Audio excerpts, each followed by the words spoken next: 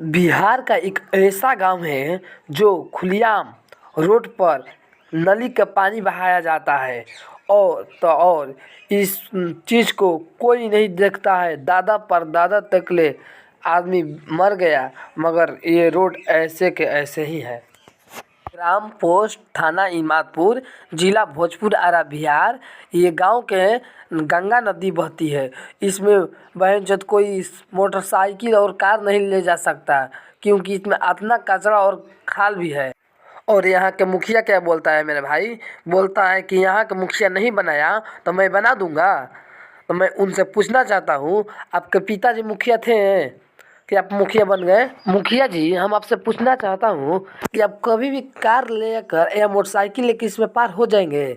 पार हो जाएंगे तो बोलिए, आपको ये बात कहने में तो नहीं ऐसा शर्म नहीं आती है? महाराज कति के बुझा रहे कि कितना खाल है। और तो और यहाँ बुझा के धार भी मार रहा है। और नेता मंडारी विधायक भी सब बैठा है चुपचाप। वोट लेने के लिए सब लोग आ जाएगा। मुखिया चाहे विधायक चाहे वार्ड कोई भी अपना दादा भी से बनिहन जा कि पास हुई तभी बनिहन जा। पास ना होला तो जाना के एप्लीकेशन डाल जा। आप मुखिया हैं, बना दीजिएगा तो आपका नाम नहीं होगा। महाराज इतना कचरा है, कचरा में सब निकाल दीजिए। इस गांव में जाने के लिए रास्ता है। कैसा मुखिया है पंचायत का?